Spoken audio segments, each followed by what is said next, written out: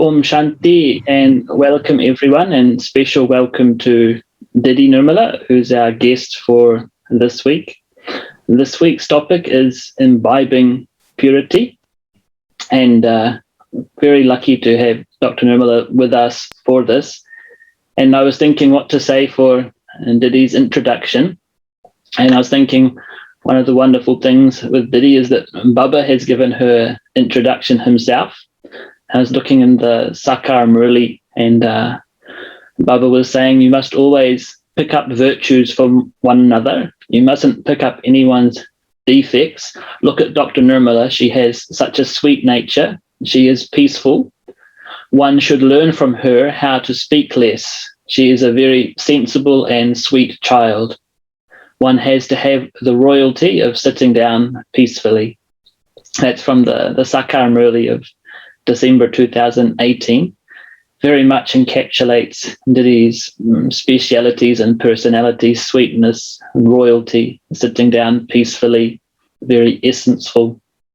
And as well as those character traits, Didi is the RSC Regional Coordinator for the Asia Pacific region. And she's also the director of Gyan Sarovar Academy for a Better World. And she's on the management committee in Madhuban. So she has a lot of elevated responsibilities in our BK family and a very special jewel. And also Baba has especially commented on her speciality of purity in previous Murlis. So a real master in the subject that we're going to be talking about today. So very welcome, Didi. Lovely to have you with us, and thank you for joining us. Om Shanti. Purity is our original and eternal nature, the foundation of the Brahman life, and Baba's ordinance is be holy and be yogi. So yoga and purity are interrelated. More we have yoga, better our purity. More we have purity, better our yoga.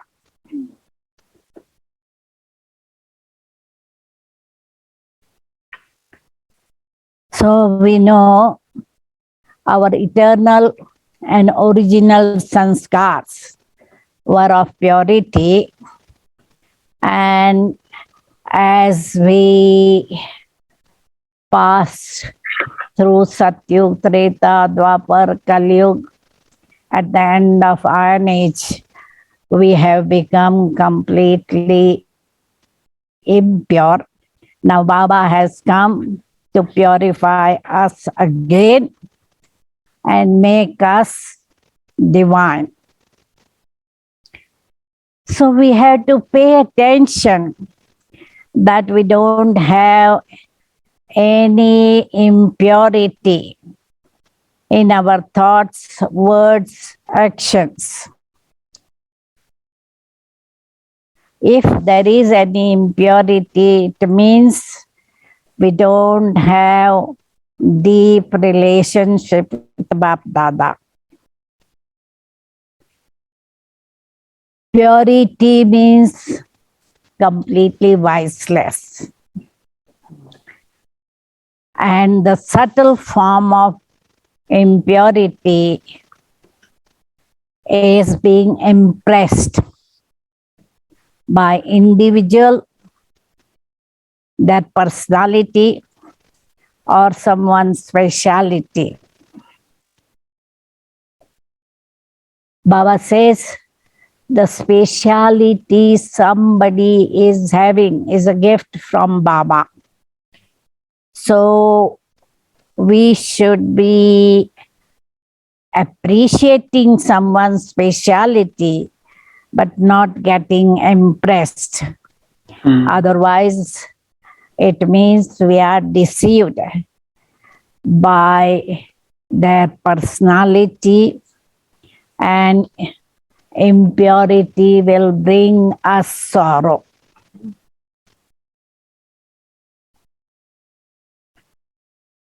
Impurity is like a mirage. It gives temporary happiness, but souls get deceived. We forget Baba, the seed, the donor, and start swinging with the colorful branches residing in drama. Result is they are deprived of imperishable achievements. With impurity, we are deprived of imperishable achievements. With the power of purity, we can attain whichever stage we want. We can attain success easily, and nature will be subservient to us.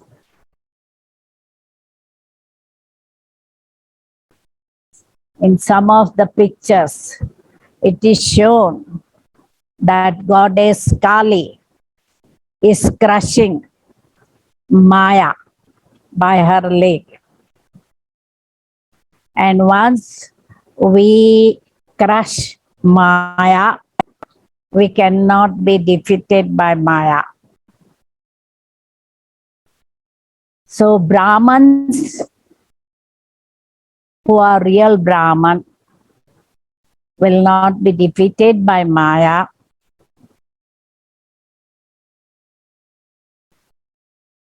We should not be careless to imbibe impurity, to imbibe purity. Purity is our foundation. If we are weak, we cannot experience attainments. If anyone forgets Baba, Maya is waiting to hit us hard. And that person who is affected by Maya will not be meeting Father, but meeting Dharmaraj, and will receive punishment.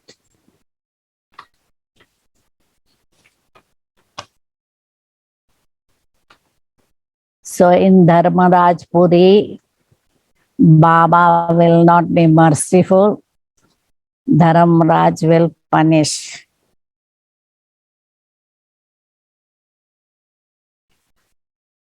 If anybody is impressed by human being, it means he is breaking the relationship with Baba, and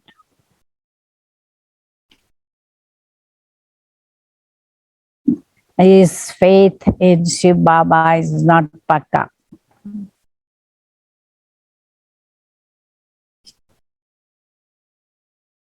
So we have to see that with yoga power, first we have to realize, by being introvert, I have to realize which are the vices I have. So introverted, being introvert and honest. If I realize my weakness and vices, I can have yoga and gain the opposite power to overcome that impurity. For example, if I have ego, I should get power of humility and realize that whatever speciality I have is a gift from Baba. If somebody is body conscious, which is the root of all the vices, Baba is always emphasizing be soul conscious. We had to transform sex lust into pure love, brotherly vision, and pure attitude.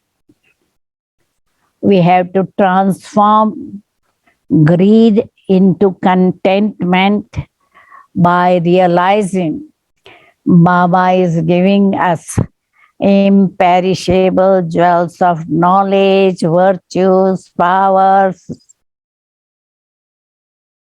and we have got time, money, energy, everything, breath.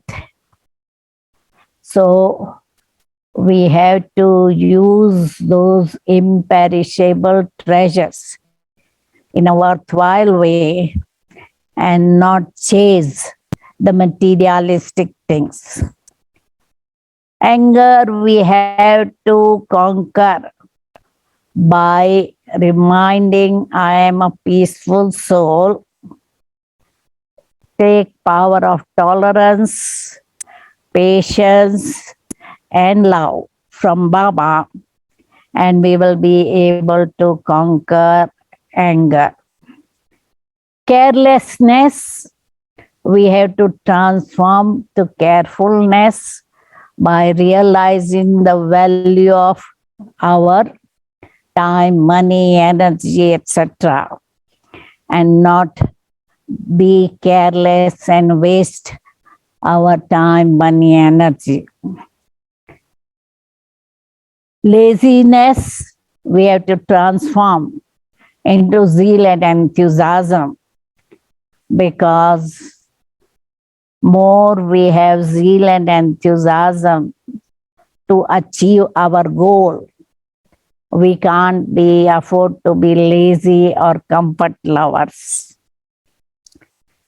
We have to change jealousy into appreciation and not allow jealousy by having love for that person and self-respect. If I have self-respect, I won't be jealous about anyone. And we have to transform animosity into friendship. Baba says, those who defame you, consider them your friend. Those who abuse you, embrace them with love. So, as we follow Gyan and Yoga, we will be able to observe complete purity, and that should be our goal. Om Shanti.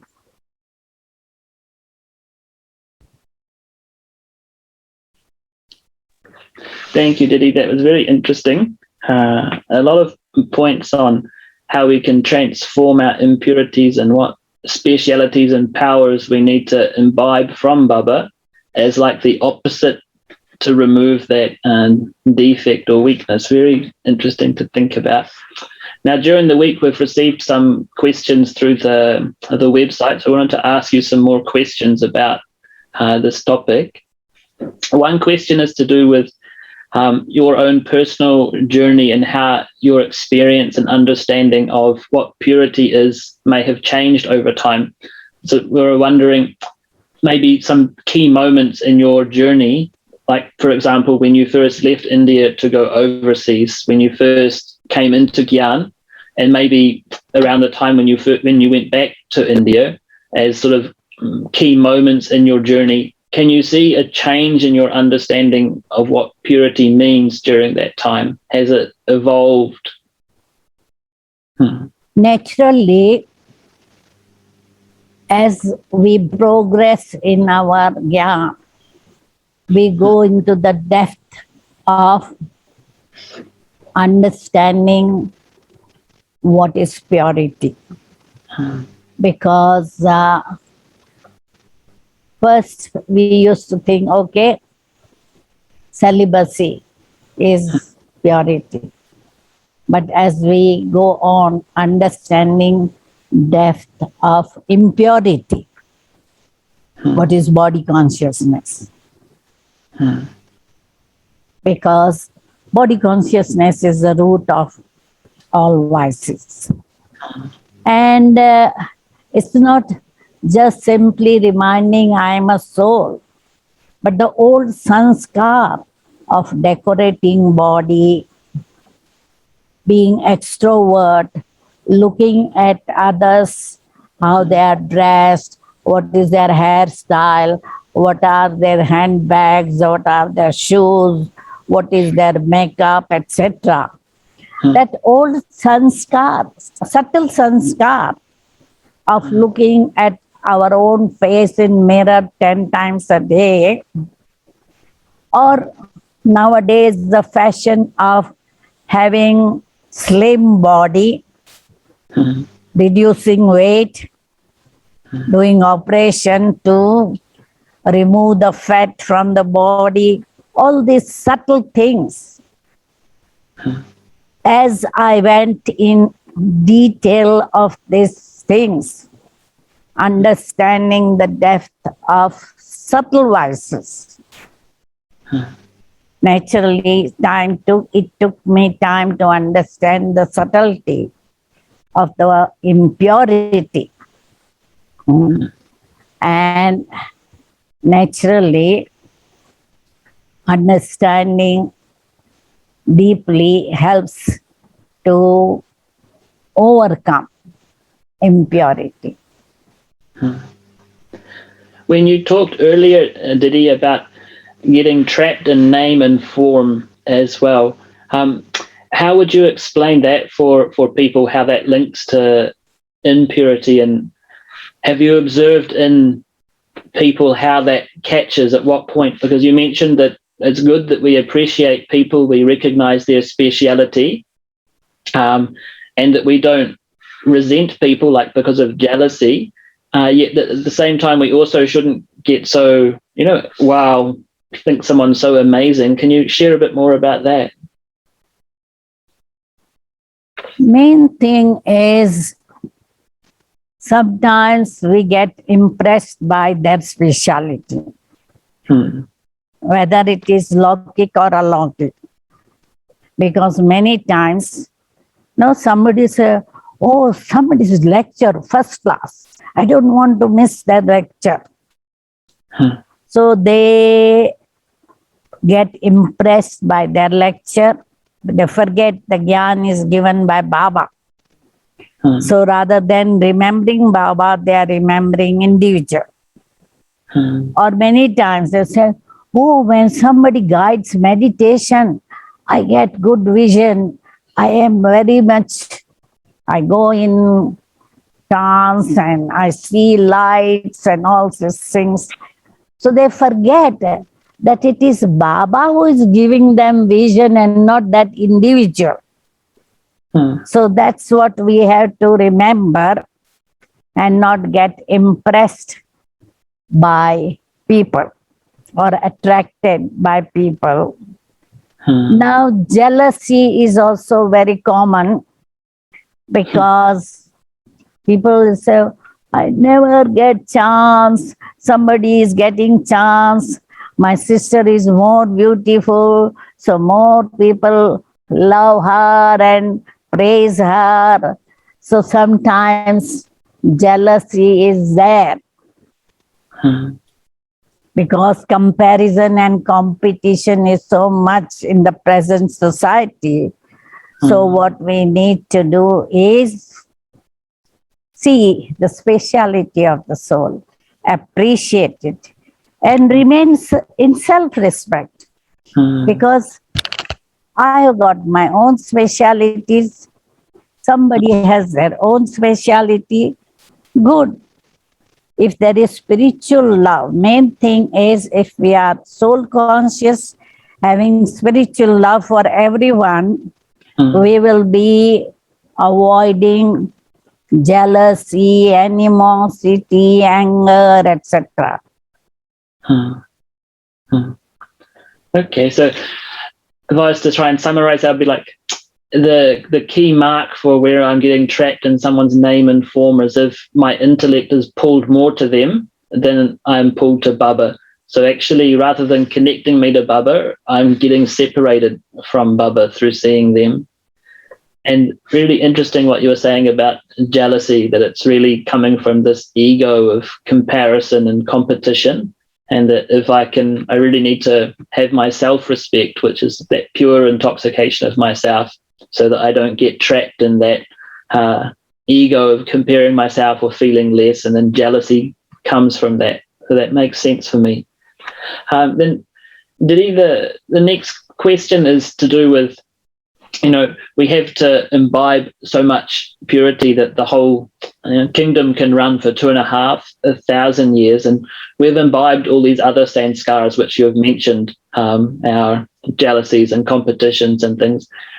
How do we swap it over, and where do we find all this purity that we need to fill into ourselves so that that's what comes inside, the source of our different sources of purity in our life? Main thing is Baba has given us knowledge. What is purity, what is impurity, which are the virtues, which are the vices.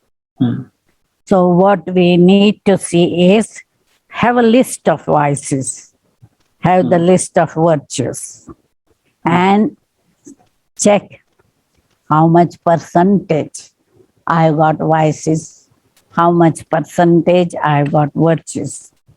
Because we want to be all virtuous, completely viceless, 16 celestial degrees complete, completely non-violent, Maryada Purushottam. So by noting or realizing where I stand and what is my goal, I can pay attention to imbibing that power from Baba during meditation. And so rather than every day sitting in meditation and saying, oh, I feel very peaceful, not enough. I need to get spatial power during Amrit Vela, because Amrit Vela is the time where we can draw maximum power from Baba. So I have to really be introvert and honest to check myself and have the aim that I want to receive this power from Baba.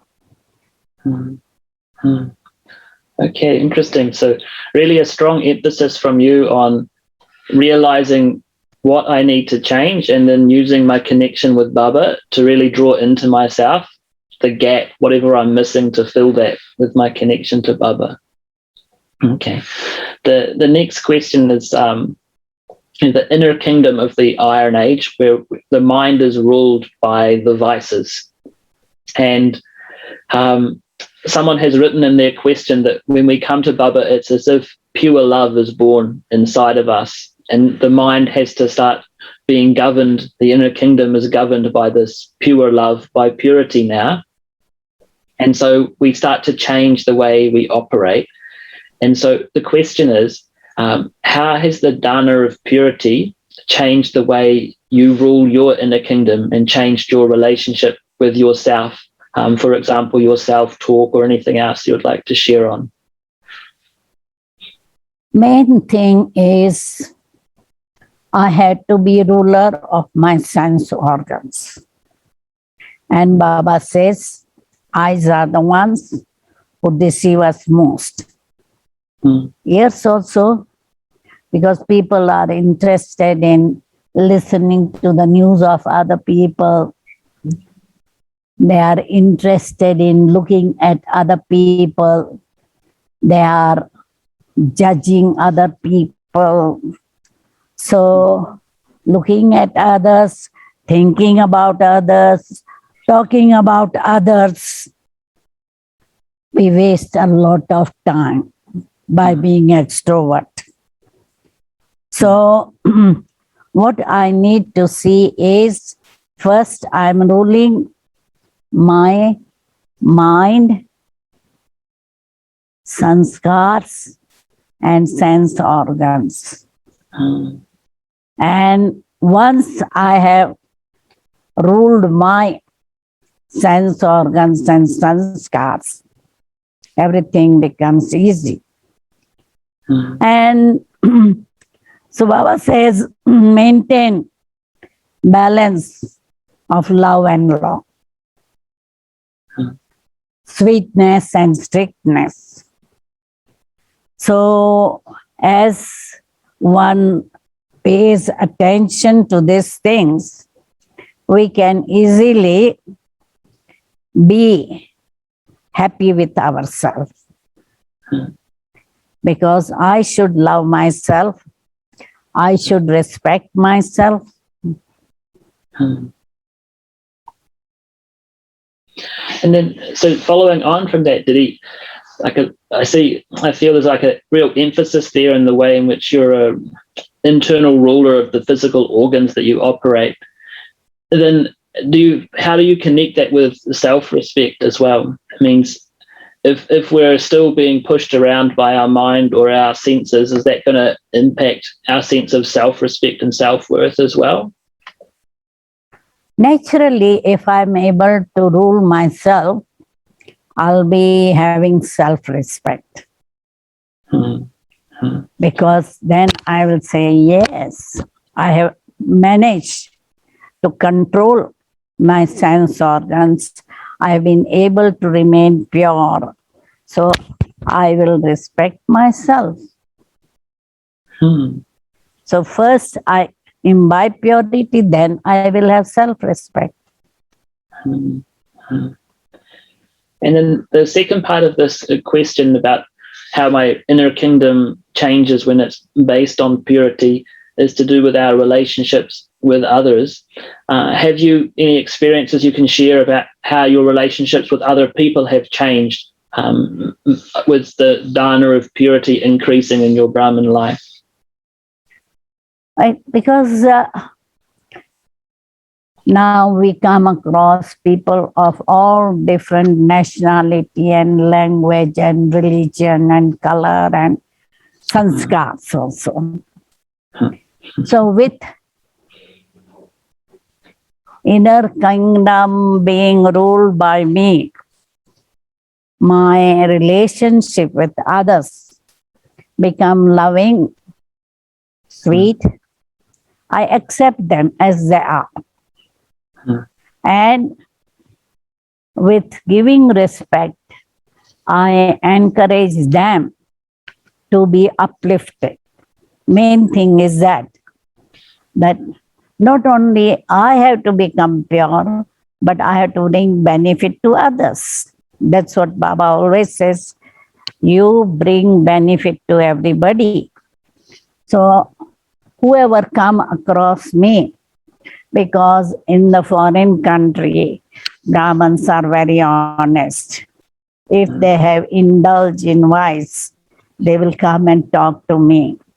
And I said, it's all right, past is past, now be careful.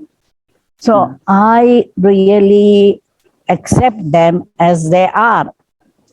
And they really become friendly with me and they change their sanskar. Was it a bit shocking or unusual for you when you first came to foreign countries and people were so honest in the way they would share openly with you what their challenges were, Didi? When I came first to England in 71, 72, it was shock when I saw general people like ladies sitting in the lap of boyfriend or hugging in train and showing their expression of lust in public. I was really shocked. And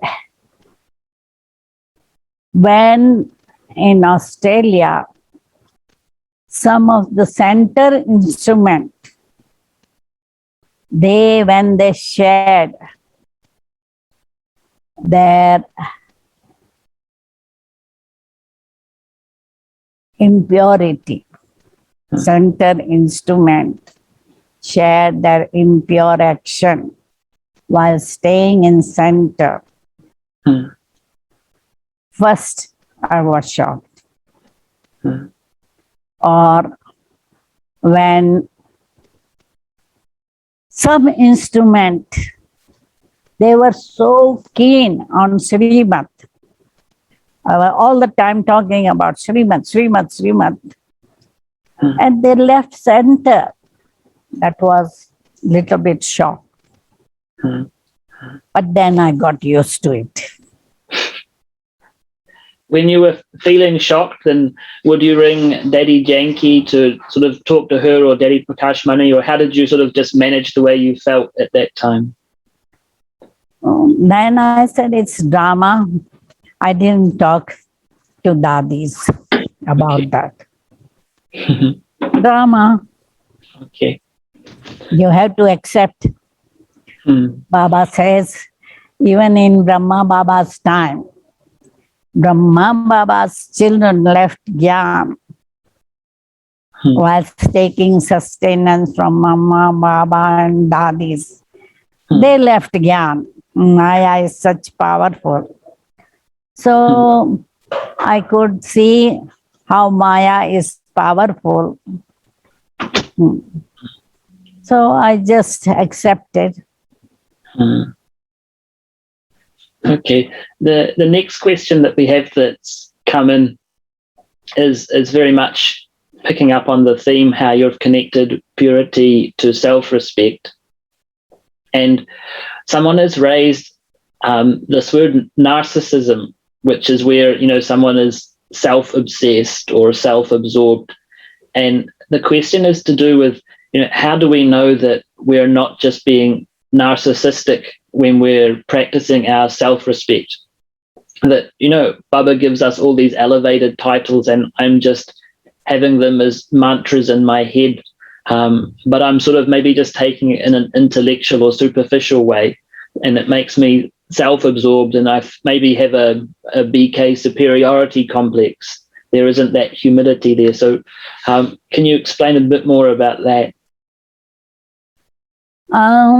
Main thing is, if somebody develops ego or narcissism or superiority complex, that is body consciousness.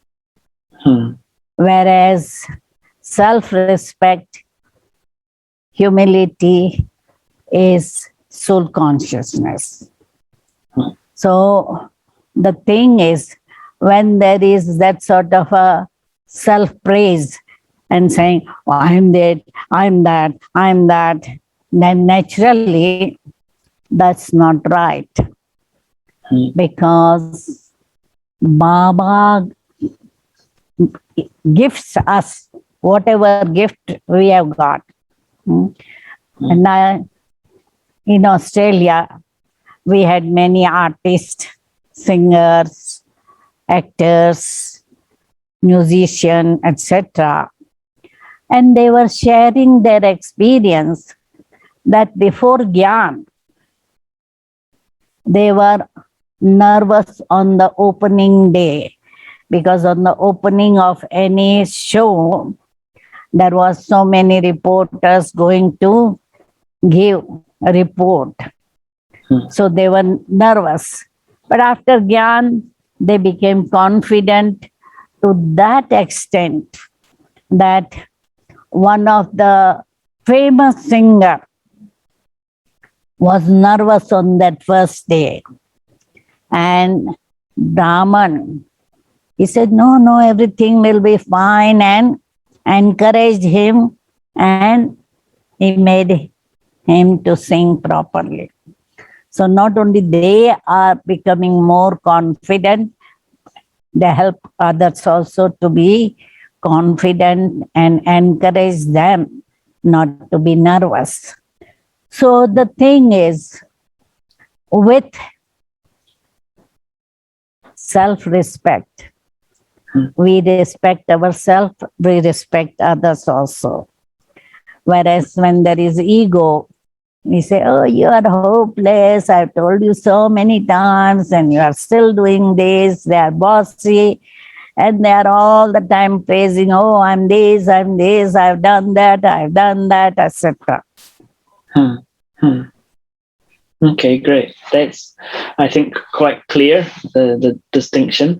And then one of the other questions is to do with the sort of the negative side of having in terms of our relationship with self-respect, where some people feel that they reject the titles of self-respect Baba is giving. So Baba is giving these elevated praises and titles, but inside we might feel unworthy or not able to take them on board. So what advice do you give in that situation? Yeah, I know many people are like that. The thing is, I may not have confidence in myself, but have faith in Baba, our teacher. More one has faith in Baba as a teacher, Baba guarantees that I will make you master of the world.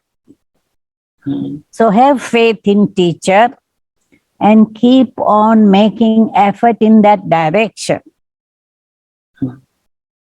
And saying, I am peaceful, I am happy, I am virtuous. So by reminding ourselves in a positive affirmation, I think they will be able to gain that speciality that they need to get. But by saying, oh, I am hopeless, I'm short-tempered, by saying that, they will never become calm and serene. But by saying Om Shanti, Om Shanti, Om Shanti, and stabilizing in that awareness will make them peaceful and calm and serene. What do you think if if internally I feel like I'm maybe a bit fake or something, like I'm practicing, I'm a master or almighty authority, but inside there's a little voice that says like, who are you kidding? That's a joke, or, that sort of thing. So I might be practicing it, but I feel like maybe there's some interference inside. That's where you have to say, no. Baba has told me I'm Master Almighty, and start mastering the things. And gradually you will reach that stage. Don't allow self-doubt. Nice. Have self-confidence and faith in Baba. Baba will make me. And Didi, the next question that's come, it's connected to this topic, but it's slightly different tangent on it, which is that, on this path, some of our old sanskars can be very strong or stubborn. They can persist for a long time. And many times we might try and overcome it and be unsuccessful. And so then we might feel a little bit, losing our confidence in ourselves because we've been unsuccessful in that. And so sometimes people say they even feel like, oh, I'm on the wrong path. I'm stuck. I don't belong here. I don't fit with this, because of that struggle they have with their sanskars. So is there any advice you can give for how to maintain imperishable zest and enthusiasm for Brahman life when in those challenges? One has to be patient, because there is a saying, slow and steady wins the race. Don't give up. Because if you give up saying, oh no, I've tried for 5-6 years and I'm not able to overcome this sanskar, then you will never overcome. But keep on doing it Mm. and keep on holding Baba's hand. Mm. Keep on studying and try to follow Srimad, and you will be successful. Mm. It may take time. Deep rooted sanskar, not easy to eradicate, but with consistent effort, one will be able to be successful. Mm. Have aim. Success is my birthright. Mm. Mm. Very nice. I like the message of patience and not giving up. It's very sweet and inspiring. You reminded me, one time when I had emailed you about something that I was challenged by to do with purity.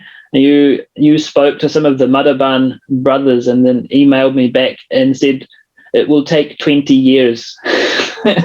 And so it's a long-term vision for patients to continue things for a long time. I was only 10 years in Gyan at that time, so then I felt like 10 more years, but it's good advice. Didi, the next question is to do with how purity really makes things essenceful. And I remember one experience when I was a young BK in Melbourne, and in my locket work, I had to expose what sometimes people's mistakes or their lies in a public forum in the court, and I didn't cope very well because some people would really hate me for it. Not everyone, but it would generally not be very popular. And I remember when I asked you about this, trying to get advice, your advice was like a real blessing for me. It lifted such a burden off my head. You just asked me two things. You just said, am I lying and am I telling the truth? And then you just said, it's fine. And that brought so much comfort when I was going through those tests, because I felt I'm not doing anything dishonest, it's fine. But in my head, it was such a big jumble, and I really felt how for you were just able to bring it to such an essence. And so how is it that the practice and the dana of purity can make a person's intellect essenceful like that, so that I don't get caught, or people don't get caught in that expansion of problems in their mind? What happens is purity will have good yoga, and good yoga will have discerning and judgment power. And that will help us to really decide what to do, what not to do in a senseful way. Because Baba says, don't waste your time in expansion. And as your discerning power, judgment increases, everything becomes senseful. Okay, great. Now, one thing which Avyat Baptara said about you in 22nd of March 1986 is the original date. Baba said, look, this is with a meeting with the Australian family, look, you have found such an instrument soul, Dr. Nirmala, who from the beginning has never faced any obstacle. She has always been loving and detached. She does remain a little strict, but that is also essential. If you did not have a strict teacher, there would not have been such expansion. This is also essential. Just as medicine can be bitter, it is also necessary for curing the illness. So in the same way, according to drama, you're definitely colored by the color of instrument souls. And I was just thinking about whether in this context, purity can also be bitter, because Baba has talked about how medicine can be bitter. So it's good for us, but it can also be bitter. Can you share about that? I think purity is sweet, not bitter.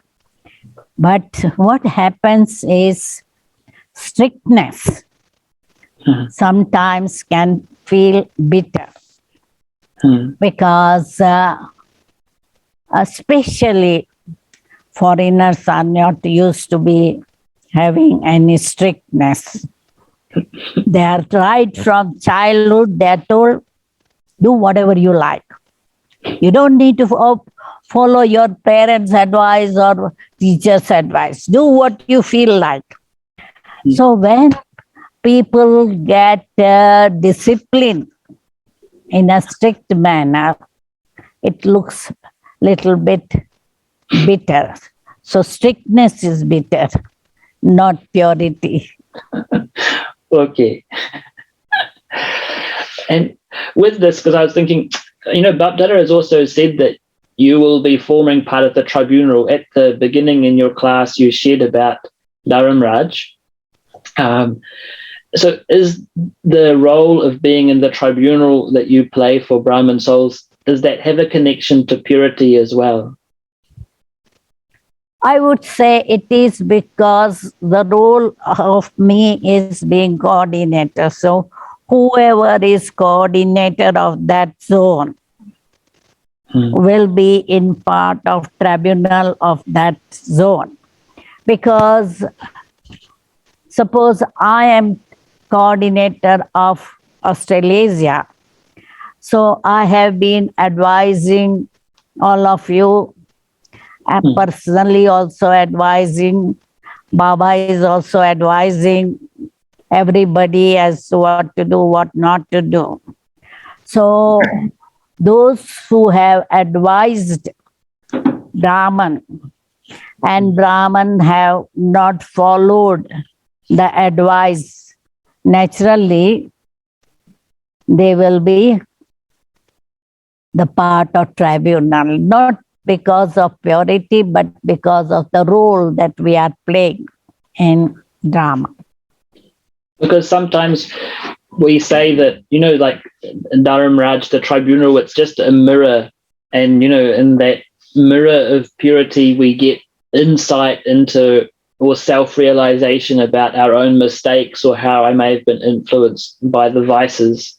So in that sense, I was just trying to explore of, where it came in. It is mirror because when you see a pure person and you compare yourself, you can see your own weakness and feel a little bit frustrated or incompetent. Okay. Didi, we've reached the end of our time today. So really thank you so much for sharing with the worldwide family your inspirations for the dharna, the imbibing of purity. And just to conclude the session, we would like to ask you to lead meditation, so everyone can take Baba's drishti through you and conclude with some remembrance of Baba. Okay, thank you for asking and listening. Those who are listeners, thank you.